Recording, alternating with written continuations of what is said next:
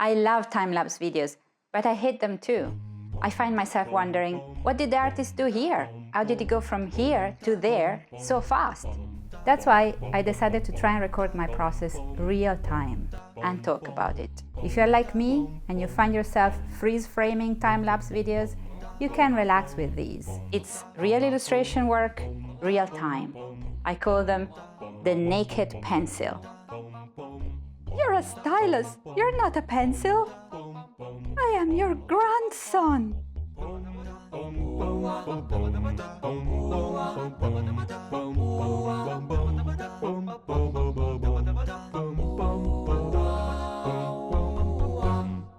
In this first episode, I was playing with the idea of recording a full day of painting. I gave it up almost immediately. I'm gonna talk and chat about this illustration.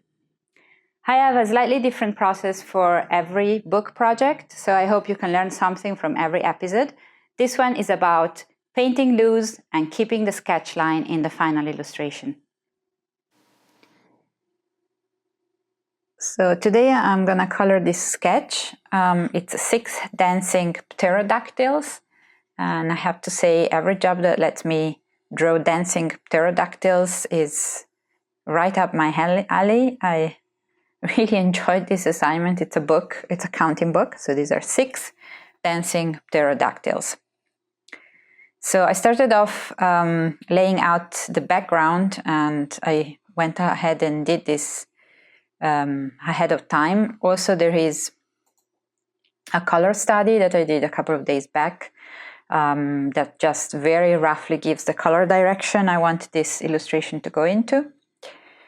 And using the color study as a reference, I have laid in 2 color cards for the floor and the background of the stage where these pterodactyls are dancing. I have used like a light ray, which is a color dodge layer with a blurred, basically wedge that slides through the image, giving the sense of maybe stage light coming in from the angle. I've added in some bokeh effects using a free bokeh brush I downloaded from the internet.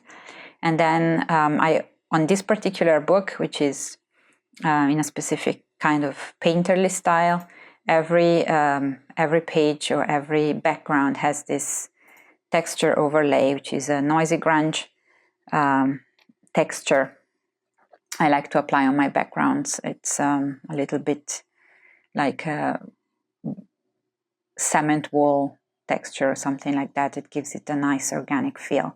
Unfortunately, it's stitched together and there is a stitch right in the middle. You can see it there, but because it falls in the gutter, it doesn't really disturb me. So these are guidelines I set in to define the gutter and the bleed of the page. And I do that during sketching, so I know how to lay out my image. So the background for this one is very simple.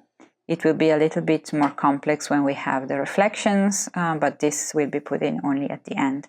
So the next stage now is to fill in the base color. So I have my sketch on top of the image and the reflection, and this which I don't need anymore, so I'm going to delete it. So I set the line work to multiply just to keep it nice and strong while I fill in the colors, but after this stage I will actually incorporate the lines into the painting, so I will take care of coloring the lines according to the colors of the image. But at the moment I really need them more as guideline than anything else, so I'm gonna make them nice and strong, setting them to multiply. So the way I set in my base color as to fulfill 2 factors. First of all, it has to set in the basic colors for painting and lights. And second, it has to define the texture. Because I'm working digitally, but I like my paintings to mimic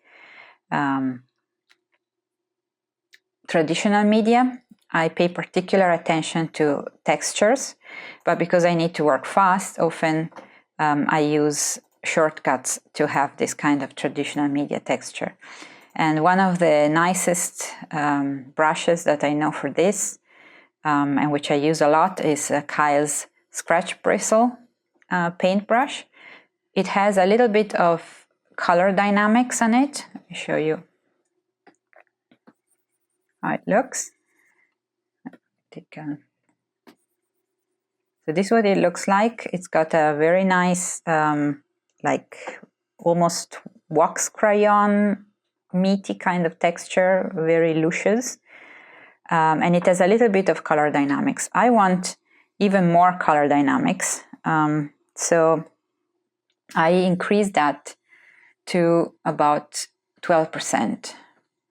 It's at 4% hue jitter. I put it at 12% hue jitter. And I put it at 12% brightness jitter. 12, 11, doesn't really matter. So now it's the same, but the color variation is a little bit more accentuated, just a tiny bit. And this gives me, especially for dinosaur skin, a nice textural and painterly feel already in the base color layer. That's why I don't use color fills for the base color. I paint by hand. So what color to pick? I pick the darkest color I plan to use on these figures. You can pick the mid-range, like the mid value of the color you want, and then add the shadows and the lights to it. I prefer to take, well, it's not true to say I prefer to take the darkest color, because that varies from image to image. It depends how I feel like. On this particular set, I established a process on the first painting I did, which was a couple of weeks ago, and I decided to start with the shadow color and then bring in the lights and the midtones instead of the shadows and the lights. There is no hard and fast rules. It just happened that way and it worked out and I kept it. So as you see, I'm painting by hand the whole surface. I'm not using shortcuts for this, and I'm trying a little bit to follow the volume. It's not really mandatory unless the volume is really, really very pronounced, but it does make for a better laying out of the textures. So that's the darkest color on this swimsuit. You will see how lively it becomes later on when we add the lights. I'm picking the darkest color on these wings, which are a little bit lighter. I can tell you it was not easy to figure out how a pterodactyl, I don't even know how to pronounce that, could dance like the Rockettes dance. It was a really fun challenge. Lots of anatomy, figuring out the anatomy of these things, but also how to stylize them and how to make them, look halfway like the kind of pose a human could assume in a dancing pose. That's the kind of challenges that really turn me on. I love to draw animals or creatures that perform some kind of dynamic action where I have to figure out how to make an anatomy that was definitely not designed or not evolved to do that kind of thing and make it still look believable.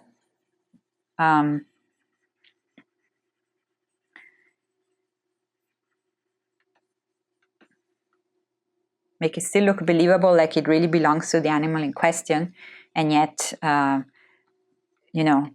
making it look like it's really doing what it's supposed to be doing. So you see there is a lot of skin markings I have indicated in this color sketch. I'm going to ignore all of that for the moment and just concentrate on the dark, like on the main color and the darkest version of the main color I can find in the color sketch. These are basically just all different shades of yellowy green. I think this should be a slightly more yellow, so I'm going to shift it in the color wheel to a yellowishy, brownishy, beige color. You will see later when I add the lights, this will light up into a really bright yellow. on the light side.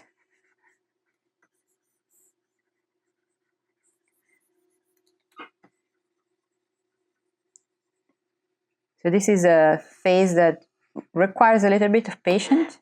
I think it's totally worth it because it lifts a lot of weight. It allows to save a lot of time in the finishing of the image because it creates all these nice textural elements that are a little bit also random, and especially for things like animal skin, they create a sense of organic, painterly skin texture, and this saves so much work down the line because once you've established the lights and shadows, really all the bulk of the painting is refining the details. And although that is time consuming too, it's not nearly as time consuming as creating the large surface in a way that is interesting to the eye. So this looks really drab at the moment, and that's fine. So that's how it's supposed to look. I'm painting the darkest part, the darkest color of the image, and that necessarily will make the image look very dull and very dark. And that's a sign that it's working actually, because you want to add the punch later.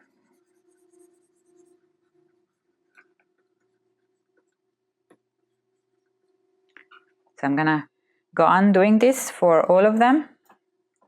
One thing to pay attention to is that as I move along the sequence from the front to the back, I'm gonna slightly lighten and slightly cool down the base colors. So every pterodactyl will be a slightly cooler and lighter version of the previous one, and that gives a sense of depth. And makes the back ones recede in space. So I'll go on with this and tune back in when I'm done with the base layer. So here we are. I have put in all the base colors. The back colors are less saturated and slightly cooler than the front, the colors at the front, but it's the same tune. It creates a nice, I think, variation of greens and desaturated greens and yellowish greens. You can see the difference if I pick the colors at the end. It's a bit difficult because there's a color variation on the brush, but if I put it on top of the front colors, you can see that it's decidedly cooler, or this one compared to this one. It's a lot cooler, slightly lighter, less saturated. This creates a sense of depth that will be preserved in the final image. So the next step is to color the lines. This is actually very easy. No, sorry. The next step is to add the skin markings. And to do this, sometimes I use the same layer, sometimes I had a separate layer and create a clipping mask. And again, I take the darkest color of the skin markings I can find, and if it's not dark enough or desaturated enough, I darken it slightly. So this is a yellowish, and these things have I've designed some kind of irregular stripy pattern, like maybe a cat or a tiger, something like that. But nobody knew what the skin of dinosaurs looked like. We only have the bones or fossils, but they don't give us any clue on what the skin was like. So basically, which means I can do anything I want. And I decided that these would have this stripy kind of shell-like pattern on their necks and maybe a little bit on their shoulders. I'm still using the same brush, nothing has changed. I'm still paying attention to introducing this base texture. I've done the horns slightly more yellow already, but I'm gonna increase that. The idea was that they would be like a little bit golden once the light come in, and that gave a sense of, rocket glitter to their attire, even as part of their skin. color or skin markings.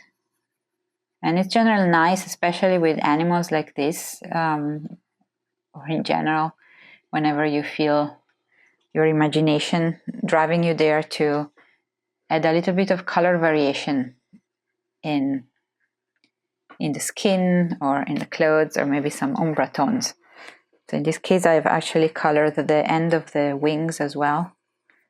I think I'm gonna pick a darker yellowish color to add a little bit of color variation to the tip of the wings. I can tell you it was not easy to figure out where to position these wings, because pterodactyls had these very big leathery membranous wings, but when they were on the ground or when they folded their limbs at the elbow, the wings folded upwards and stood out like sticks. And so I took that as a hint of how to sort out this lineup of pterodactyls hugging themselves rocket style.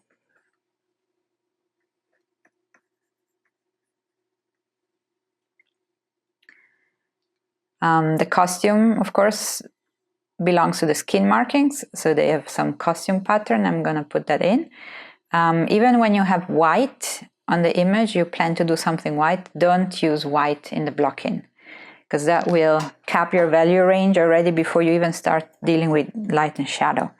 And you shouldn't do that. White has no color information in it, and it's very difficult to manipulate afterwards if you want to put it in.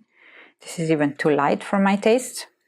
As you can see there, it's actually a lightish, not too light blue, but it's too light for this stage, so I'm going to darken it even more and get this bluish gray. Look how light it looks on that dark background, but in reality look there, it's a really medium grayish kind of color.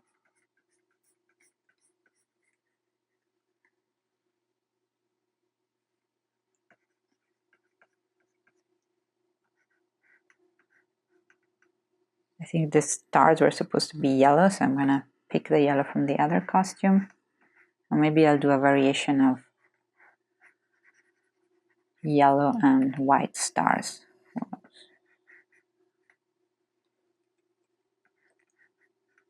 You don't need to do all the little things. Those can be done with other brushes during the detail phase. This brush is quite raw, so it's not easy to use it for very small things. It's a little bit too rough for that, so I'm gonna leave the smallest stars out and do them later. I'm also not gonna do this pattern on the male costume of the lineup because it's too small, and this is not the right brush to do that kind of stuff. I'm just gonna put in more skin markings. Oh, there is another thing here. Underneath the chin, I had planned to introduce some color variation there too. Again, this is entirely up to you, because nobody knew what these animals looked like in real.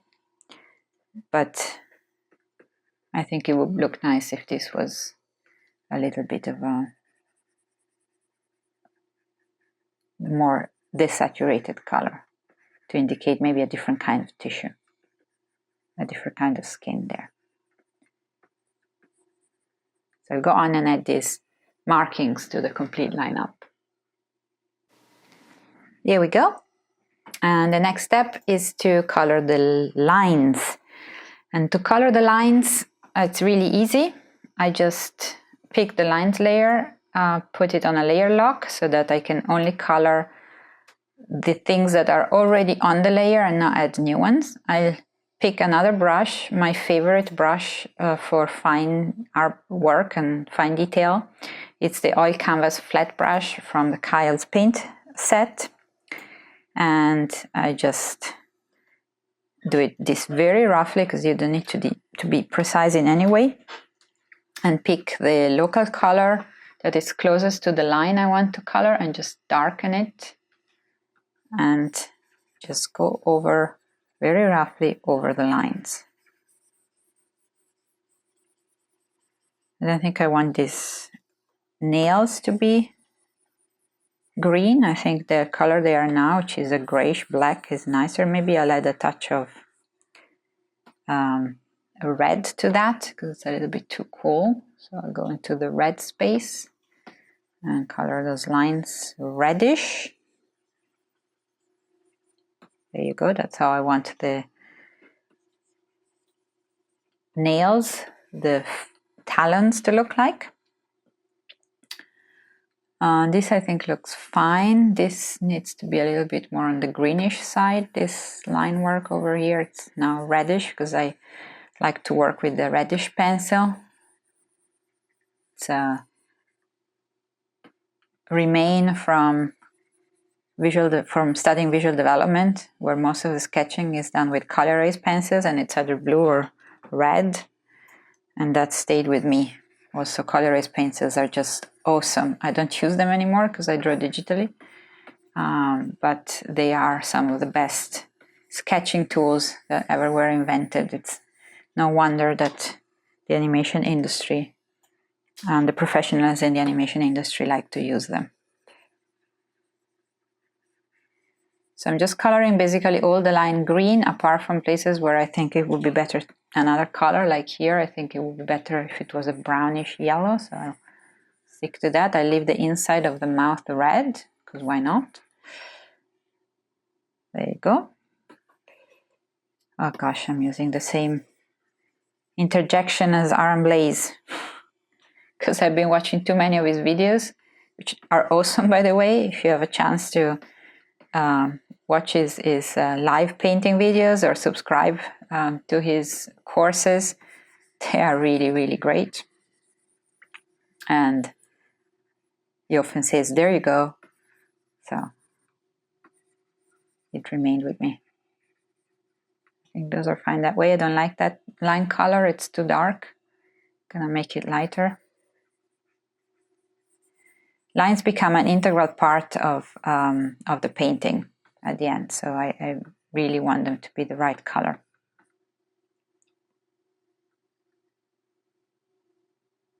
Oh, okay, so I completely messed up with the recording, and instead of recording me setting up the light scheme, I recorded me painting without voice on something completely different. So I'll recap a little bit and rewind the last step, which I've missed to record properly. So this step is about setting up the lights. Let there be lights. I have completed the base colors, colored the lines, and added the skin markings and the costume markings and so on. And now it's time to insert the lighting scheme. And I fumbled quite a bit before finding something that works. So the way I put up the lighting scheme is with modifier layers, in this case layer modes, in this case the dodge layer. And I've decided after some experiments on a main light that is white and coming from the front, like a little bit like it was in my color comp, and a very strong yellow rim light coming around the figures, but mainly from the back side of the figure, but wrapping around a little bit. And also I want to have some sense of translucency, subsurface scattering is the correct term, through the wings, and I'm not sure I got there right now, but I may tune it in at the end, after the painting is finished. So how this is done? Well, I basically set up dodge layer, which is using a very dark gray, but when you switch to the dodge mode, it lightens up everything with a white light. That's the power of dodge. Dodge is a little bit of an unpredictable layer mode. Well, actually all of them are a little bit unpredictable, and it's very much trial and error, but definitely my favorite layer mode to create a sense of light is dodge, followed by linear add. And then sometimes I use a screen, especially for cold lights, and sometimes I use overlays. The layer modes behave very differently depending what kind of color you have underneath and what kind of color you're using as a dodging color. So it's really trial and error. I have used them a lot along the years, so I have a lot of experience with what works and what doesn't, but I still get a lot of surprises. So it's really a matter of experimenting. So just because I missed to record this step, I'm going to do the second figure now, so you see how it's done.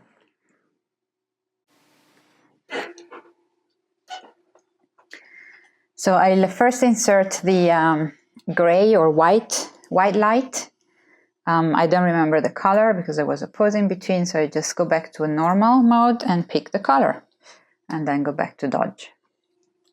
So now I have exactly the same color, and it's always a good idea to use the same color throughout a painting when you dodge the lights, or when you create the lights with a dodge layer.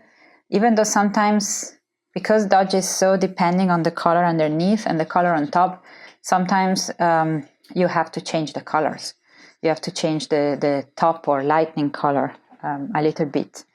Otherwise you get unpredictable results on certain surfaces. For example, one color that really creates a lot of issues sometimes is red. And we will see it here when I go and paint on the red. I may have some strange results and I may need to change the color to something different. So what I'm doing is using a blender. I can switch between brush and blender with a keyboard shortcut. In case I haven't talked about keyboard shortcuts yet, they are incredibly important for efficiency and speed. And if you don't know them yet or don't use them yet, I can just encourage to do some research. There are a lot of lists available online where you can learn about keyboard shortcuts. For Photoshop, you can set up custom keyboard shortcuts. I have quite a few of those, for example, to change the brush size. Even the blender, I think it's a custom shortcut because it didn't have a one key shortcut. So now I'm going to see how this reacts on red. It's actually quite good. I'm surprised.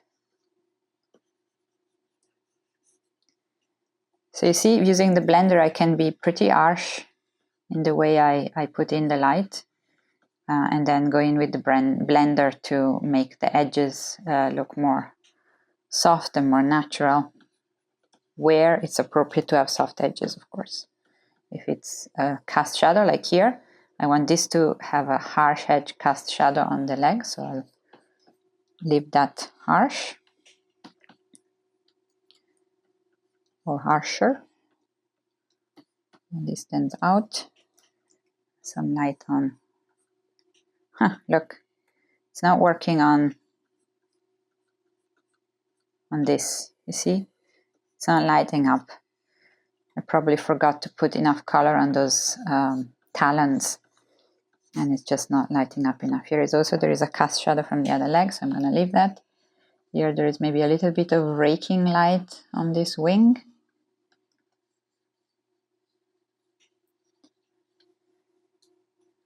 Maybe also add some light here, some light there, some on these folds.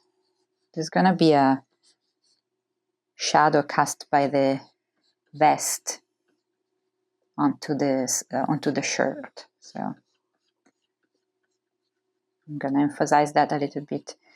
Don't need to be super accurate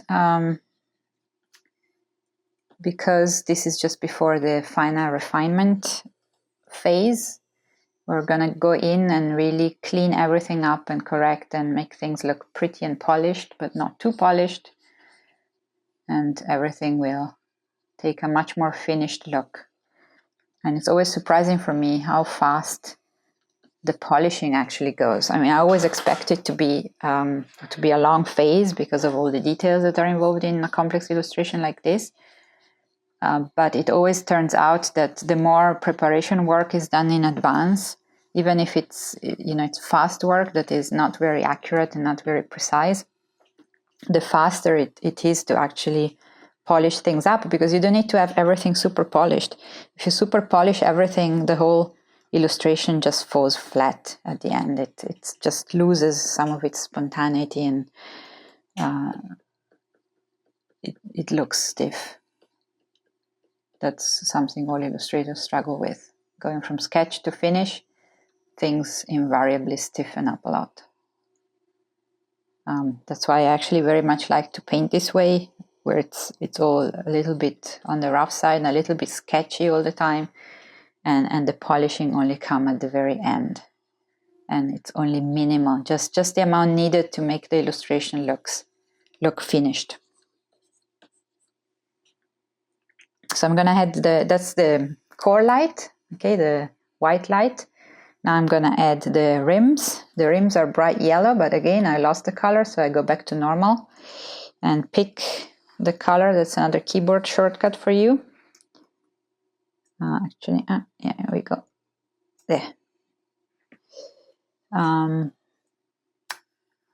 Where is the rim? There. It's a deep orangey yellow in normal mode, but in color dodge mode it becomes a very bright transparent yellow. So the rims are here below the neck, so they emphasize the structure of the neck. I quite like that. And the structure of the skin folds below the neck, since I've taken the trouble to put them in.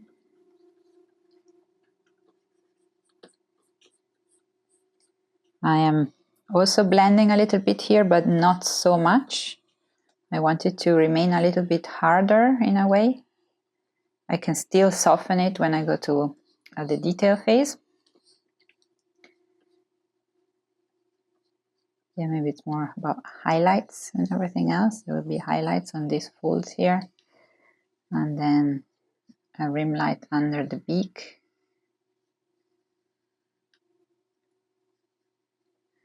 And I want a rim light on this horn, so that it also emphasizes the structure. I don't really care whether it would be there in the first place if it was a natural light, because I'm not doing a physically correct light. I'm doing one that works for my particular illustration and composition.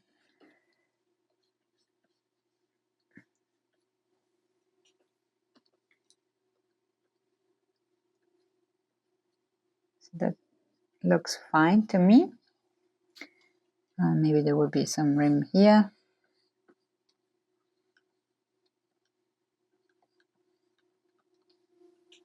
And now the resting leg, it's a little bit of a conundrum for me, because I feel very much tempted to put the rim light on the back there, but it wouldn't be consistent with the rest of the lighting. It should be on the front, so I'll try to put it on the front. And maybe I put it on both sides, who knows? Yeah, it does flatten out a lot, so no. I'll put it in the front and see if I can live with that. And also there will be, of course, reflections on the talons, which help to make the talons stand out and be nicely readable. And this would be a gold kind of fabric, so there will be a lot more highlights on that fabric when I go to final. Maybe it's even too much now, but that's not a problem. We can tune it down later.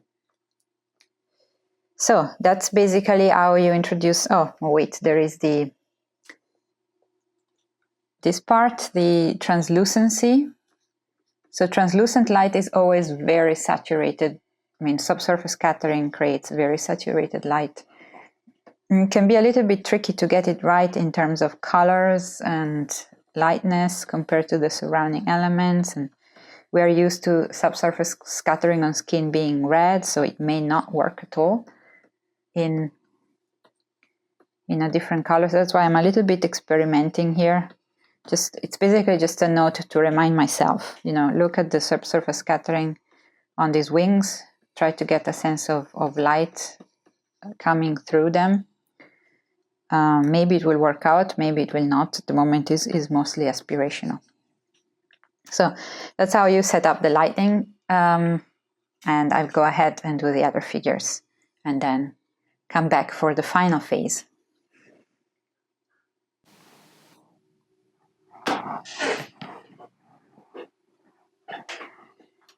So here I finished putting in all the lights, and I have merged everything into a single layer. As I mentioned before, this is how I like to work. So now all the grounding work is done. This is now, what starts now is time-wise the longest, but also the most relaxing part of the work, which is the refinement stage. Because everything is already set and the texture is there and there's a nice color variation, this phase is really highly enjoyable and not as time-consuming as one would imagine. Everything is still very rough, but you will see how things get cleaned and polished in a relatively quick way now that all is set. So I work on the same layer. I don't create any more separate layer at this point unless I want to try to change some major things like colors or lighting. Otherwise, I will keep on working on the same layer. It speeds up the process for me enormously because I don't need to look on what layer I'm working, and I keep jumping around the image, which I like to do a lot. I will show you in real time the cleaning up of the front characters, the front character. In this particular style, I like to work from front to back because the front part takes the most time and it's, let's say, sets the stage for the maximum amount of detail. And then the back elements get much less attention, much less detail. They're kept slightly rougher. So I can better gauge how much detail I want to keep throughout the image. Another way to operate would be to start at the back and then move to the front. It's also perfectly legit, and I do that sometimes. So this is relatively tedious work, and I don't want to use up hours of your viewing time just to show you very little. Like, it's not very spectacular. So I'll start with the head and see how far we get before I get completely bored. So at this point, I only work with the flat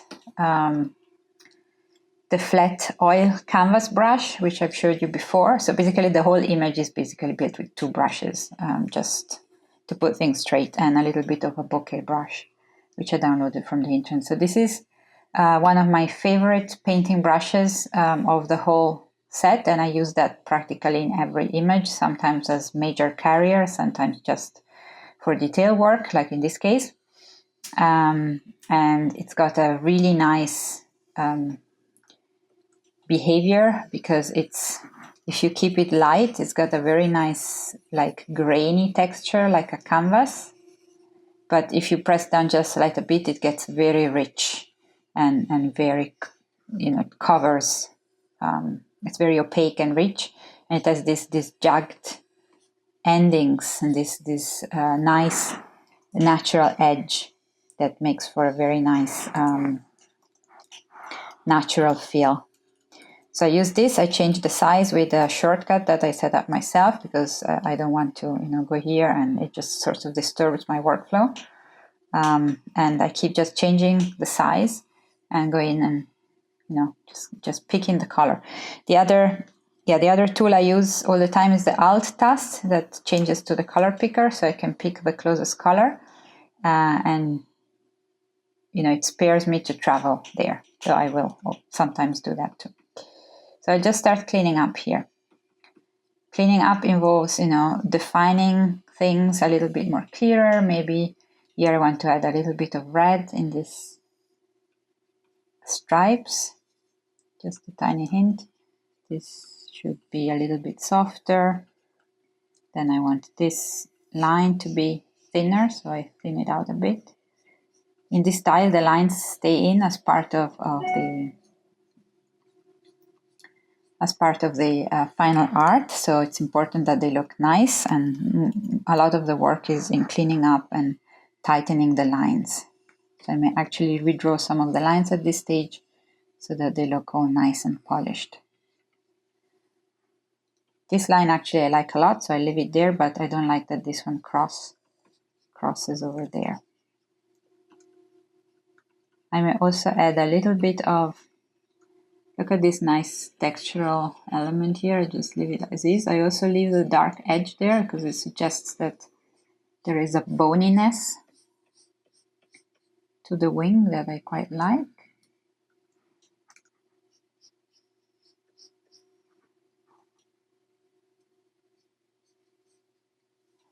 Here, this horn needs a little bit of cleanup. It's the edges are too rough. It's also too homogeneous. It needs a little bit more of texture here that is linked to anatomical features like these ridges. So I'm gonna put in, first of all, a cleaner edge there. And then I'll take this light and maybe make it even a little bit lighter and add in these ridges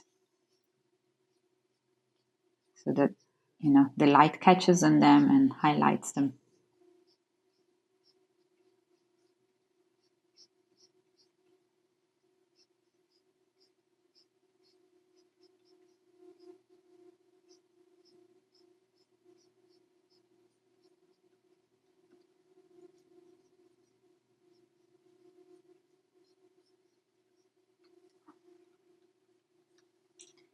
It goes down until here, and it's like a mixture between a horn and a headpiece. That's how I wanted it to look like. So I'm gonna bring it down there to the edge and clean up the corner there.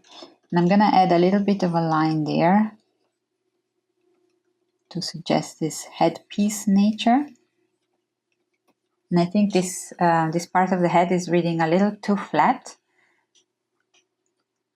So I'm gonna add some shadows. And to add shadows, there are two ways. Either I add a multiply layer, fix the shadow part on that particular region and then merge it down. Or I can work with brush modes instead of layer mode. So I can change the brush to a multiply brush. I have 3 key shortcuts for that. And what it does is the brush interacts then with the layer below and uses a multiply mode on the layer below. It's a little bit more risky because you don't have it on a separate layer. It's a proper brush stroke. You cannot just delete it if it's not working. But it does also accelerate a little bit the whole process. So I'm adding some shadows here and there, and I'm adding some shadows here to suggest that the head is curving at the back and has a more three-dimensional nature. And I'm going very light there. Going back to normal, it's another keyboard shortcut. I'm not giving it to you because I think it's a custom shortcut. I'm not sure, but you can easily find out if there is one or make one yourself. And maybe you don't want to work with brush modes anyways. So layer modes are perfectly fine. Brush modes can be a little tricky. I want to highlight those ridges even more, so I'm gonna make a fine line.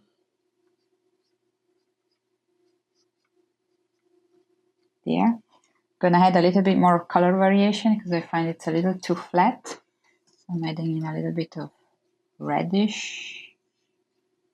Maybe like it was the shadow that has a little bit of a reddish tone.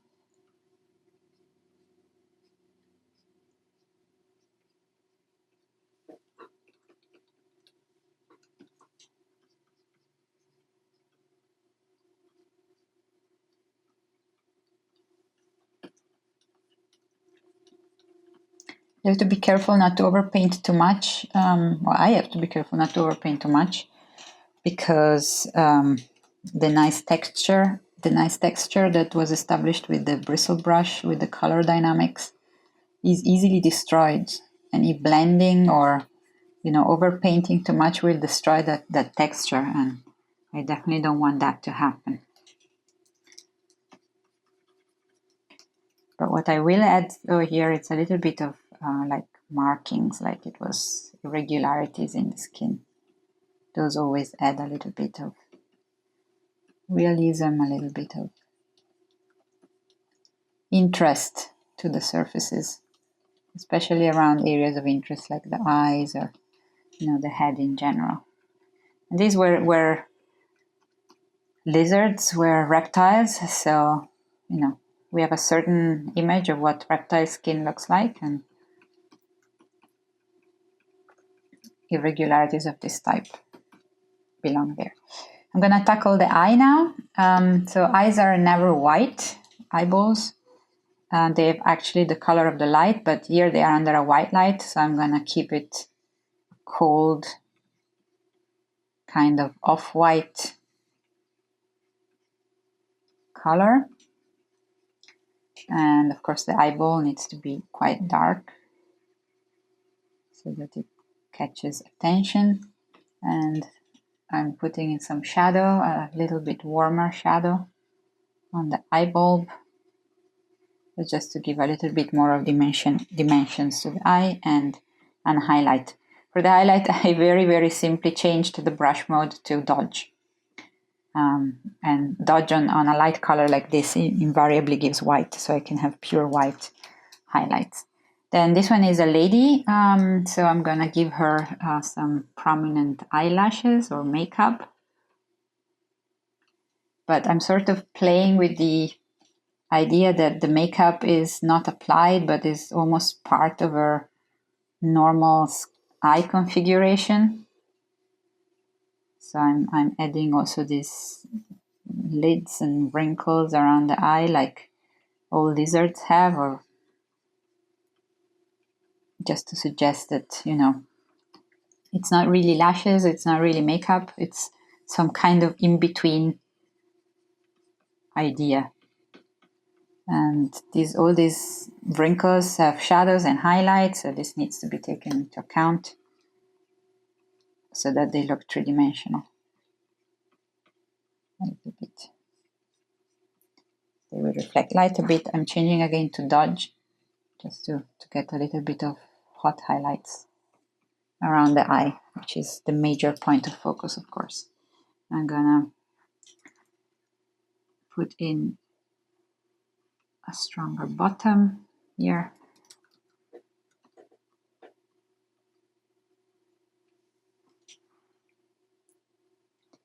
There. So I haven't really resolved how the beak connects to the head. It looked like in the models and reconstructions I've seen that it was not really a beak, but a sort of continuation of the skull. There was not a clear separation, so I'm gonna suggest that. And I'm not gonna introduce the clear separation, but I'm gonna introduce the fold here, which allows to highlight the expression a bit more. And this, which could be skin fold or corneal fold or whatever kind of tissue that was. I'm going to change these colors to something that is less green and more brown, the color of these lines. And I'm going to clean up that line, reduce it a bit in thickness, and add some highlights there.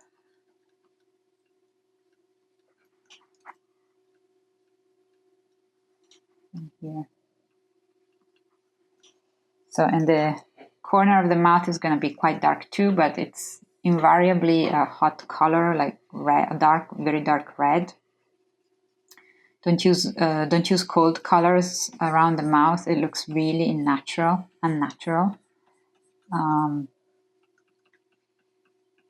It just looks weird. If you go bluish or whatever around the mouth, it looks muddy. It makes everything look muddy. So I'm gonna make this inside of the mouth a bit darker but remain in the red tones.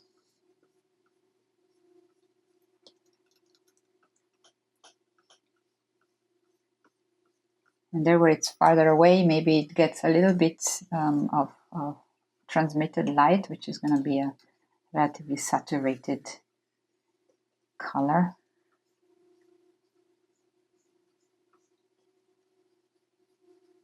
There. I'm going to clean up here this line. I'm constantly changing the size of the brush.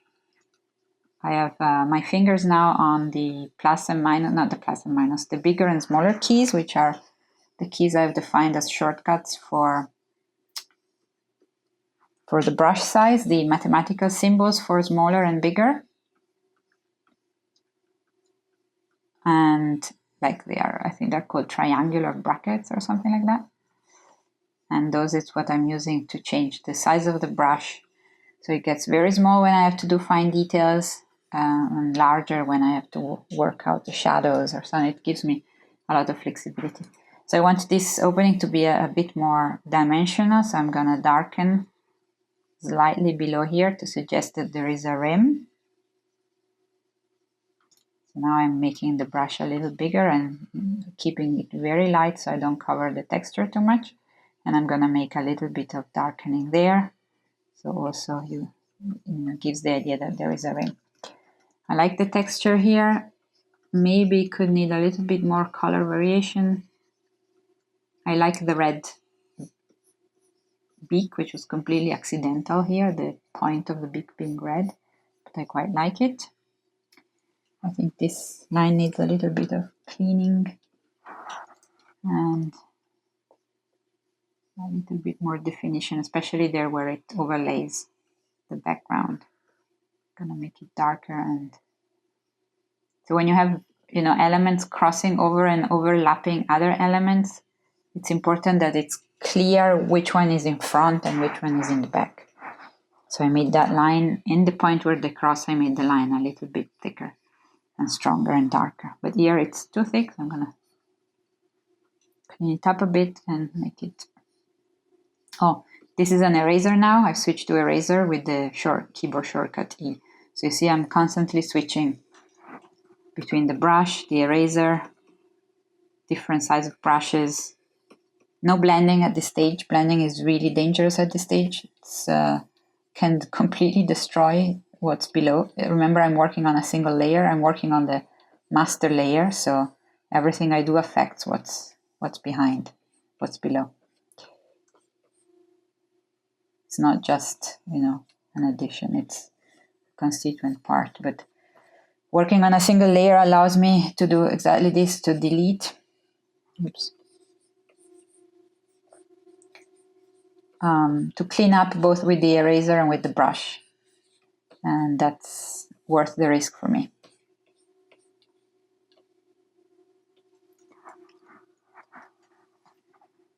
So I like to leave some of these stray lines. I'm not sure that will stay to the end, but for the moment I leave it there. As I mentioned before, it's very easy to lose all life in an illustration if you over-render. I have done that a million times. I've grown very concerned about over-rendering, especially in recent months. And I've started to, you know, pay a little bit more attention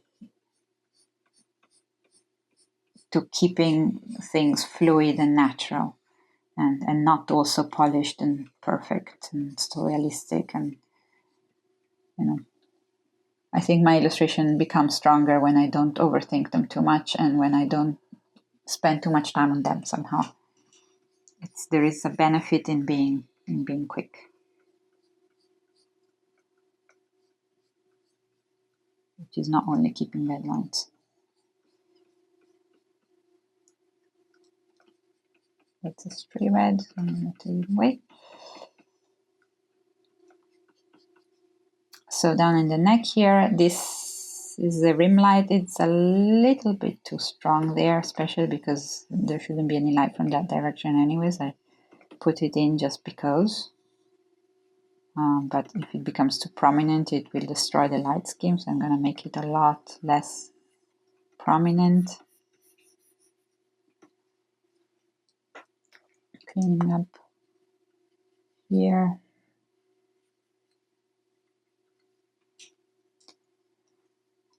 This line was supposed to be, I think, a ridge in the neck. So I'll try to make it a ridge in the neck, which would mean that there is a shadow there where the thing goes a little bit. I'm going to switch to a multiply layer, but keep it to multiply mode, but keep it light, very light. Because multiply can get really dark really fast. I'm going to put in some reddish there.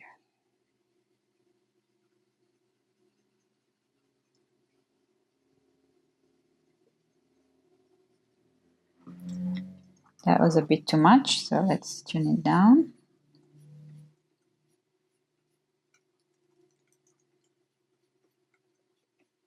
This line is a bit too rough as well.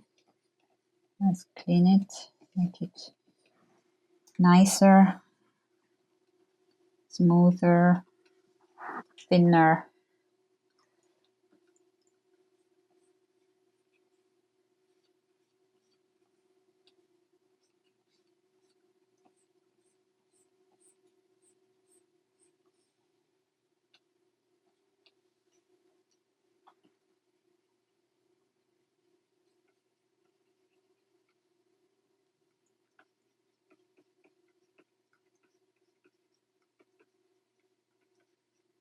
Oops.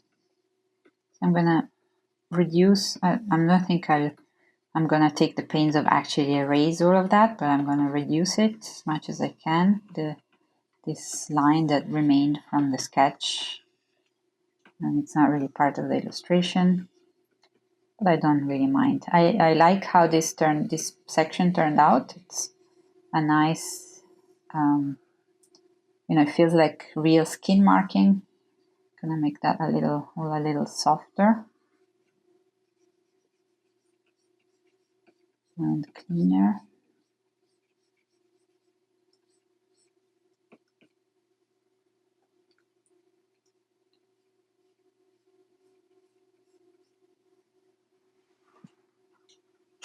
So these are supposed to be wrinkles. They don't read very well like wrinkles right now. We need to work on the light and shadow structure a bit better so that they are actually dark where they're supposed to be dark and not with lines but with actual shadows.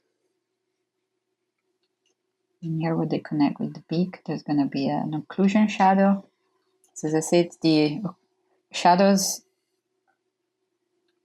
the only shadows that are really missing are the occlusion shadows. So the rest of the image doesn't need any more shadows than it already has. But the occlusion shadows are part of the details because it's what makes everything stand out and come together a little bit more cleaner, and define the shapes a bit better. So I like how these markings on the beak translate into markings on the chin. I think it looks quite elegant.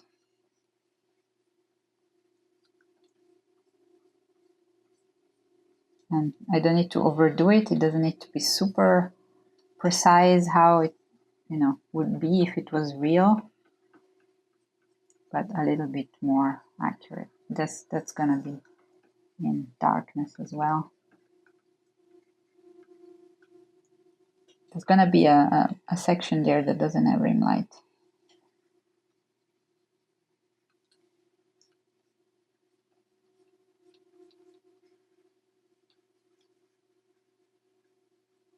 Darken that a little bit.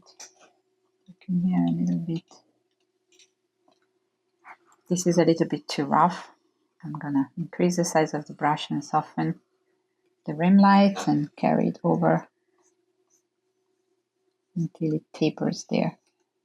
There is some kind of fluorescent green there that I really like, so I'm gonna bring it in a little bit. kind of reflected light feeling.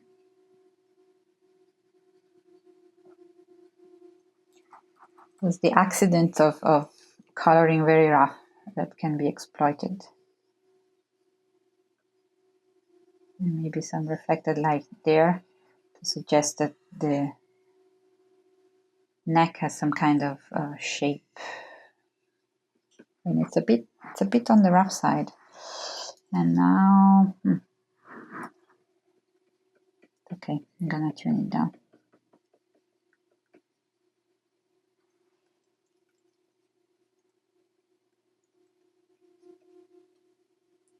There's gonna be some occlusion there too. And here the strap of the costume, it's gonna come over this shoulder. So,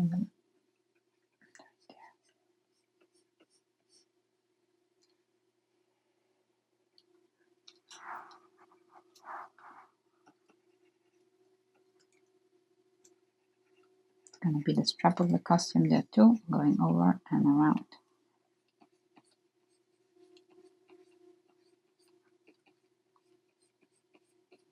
So there's gonna be occlusion shadow around the costume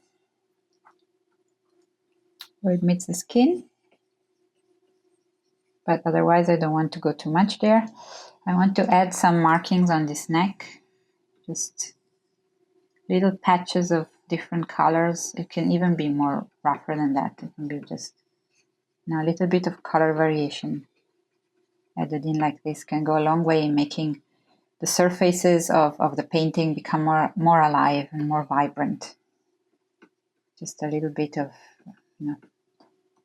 color variation there. I'm gonna either enhance or tune down those. I think they're fine like this. And actually, I think I'd like some kind of very subtle lines on this neck. I think they were in the sketch, but they got lost. And lines can be miraculous in helping to define the form of things, even if they're very, very faint, like that. A little bit of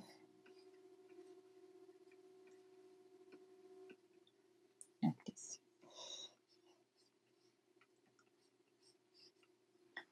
This transition is not very clean. I'm gonna clean it up and also make it a little bit stronger where it overlays there.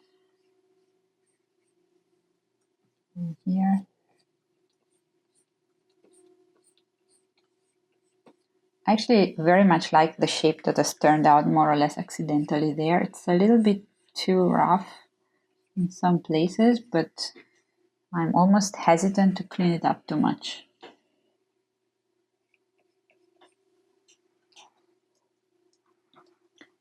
This definitely needs to be a little bit cleaner here because the curve is suffering from the irregularity in the line.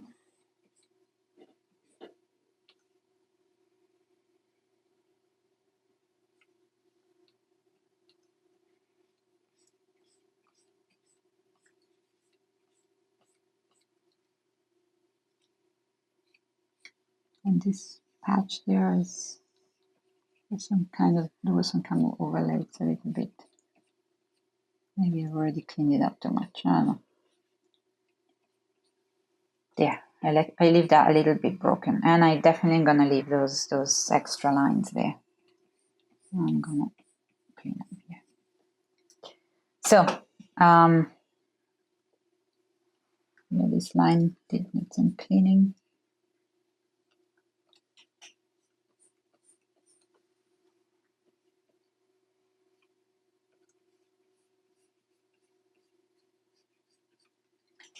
Here, so this is the head of the first. You can see how it looks compared to the rest of the image. That's more or less the amount of cleaning I would do all across. As you can see, it takes a little while. Maybe it's gonna take 2 or 3 hours before I can proceed to the final touches, which is basically adjusting the shadows, putting in the reflections, adjusting the contact points, and that kind of stuff. So I'll come back later for the final touches.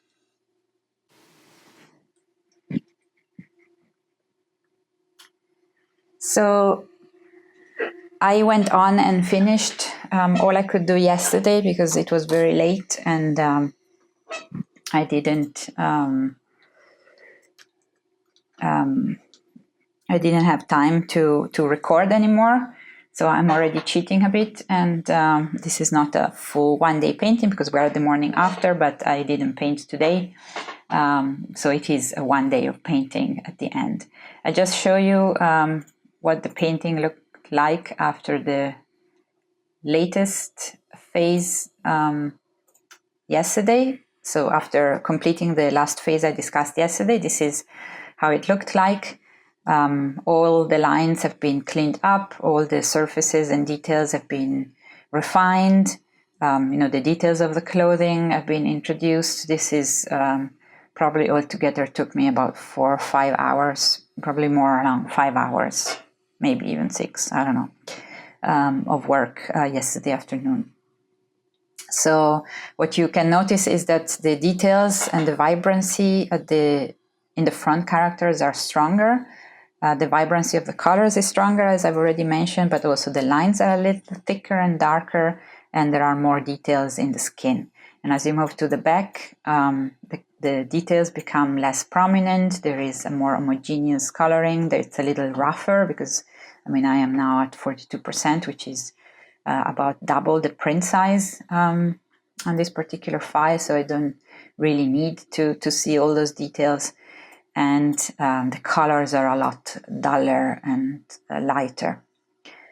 This is something I always try to do. I don't think this is a particularly good example, but it's an example of this kind of depth thinking. The last things I did yesterday then after finishing this phase, but they do need more work, but it's a day of painting, that's what you get. It's the shadows, the contact shadows where the characters touch the floor. I added some reflections that also need a little bit more work on the floor to suggest some overhead lighting, and I added the reflection of the characters in the floor. To create this reflection, I just duplicate the character layer, which is only one layer, then reflect it vertically, of course, reflect it horizontally, and then use warp and liquify to adjust the position of the reflection so that it's correctly below each character, and then explored the layer mode that works best for this particular color combination. In this case, I landed on a soft light layer with an 80% opacity. Overlay works as well. Screen is a classical reflection for sky, for example, on windows and glasses, but in this case it's definitely too light. So yeah, I settled for a soft light layer at 80% opacity. So the image is not necessarily finished at this stage, but it's that point where I need to let it rest for a few days and get back to it for the final touches, and maybe changing things when I have gained a little bit of distance from the painting. In general, I do prefer to work on all paintings at once. Not always, but often I will do the first pass on all paintings and the second pass on all paintings for a book, and so on and so forth, and just move them all in parallel. In this case, for this particular project, I'm actually finishing each painting one by one, but I'm still reserving time at the end to revise each of them and make the final adjustments and maybe change a few things here and there. It's also better in terms of managing deadlines, because I know I'll have all the paintings in time, in some kind of usable form. So if I completely run out of time, I still have something I can deliver to the art director, and if the time is still available, I can invest in refining, adjusting, maybe changing things I'm not completely satisfied with. So the last thing that needs to be done on this painting before delivery, in any case, it's CMYK conversion, because in this particular project they required the CMYK files. And this is a step that I'd rather do a whole painting in RGB and then convert in CMYK at the end, even though I know I will pay a price for it. Because all my process and all my workflow in Photoshop is based on the RGB mode and the way the layer modes and the brush modes work in RGB. And if I work in CMYK, there is a lot of stuff I can't do, and it just costs me a lot more time and it's less enjoyable for me. Also, it doesn't happen that often that I am asked, or it didn't happen that often so far in my somewhat limited experience, that I was asked to deliver CMYK files. And I think, from my experience working in design and art direction, many teams have their own print design experts. And the print design experts, one of their major tasks is to convert the images in the right color mode. So they know how to do it at best, and they don't need an artist to lose time doing that. However, some notes on CMYK conversion. For this particular case, I will have to do it at some point. If you convert to CMYK on a layered RGB file, you're going to have a big change. So if I convert just this file as is on CMYK, it will ask me to flatten, and I say no.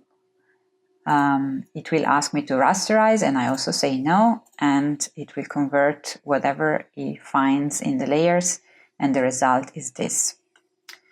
So if I give you a before and after, it loses most of the luminosity of the painting, especially the light effects.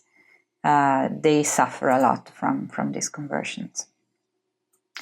So another way to do it is to create a merge visible, so like a stamp layer of all the layers below.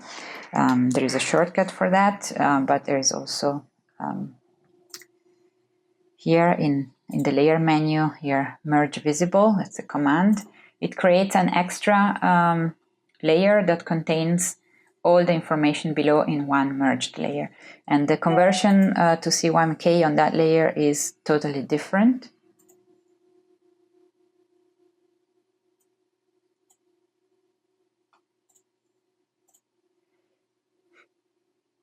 It's still gonna lose a lot, but yeah, it's still gonna lose a lot in this case, and it still will need a lot of adjustment, but it's a little bit better. It does preserve at least a little bit of the light information, but I will still have to go in and adjust it before delivering this file. So, but this is part of the things that I'm gonna do later on when all the files are in my hands and I can really dedicate some time to this technical side of things and to final adjustments.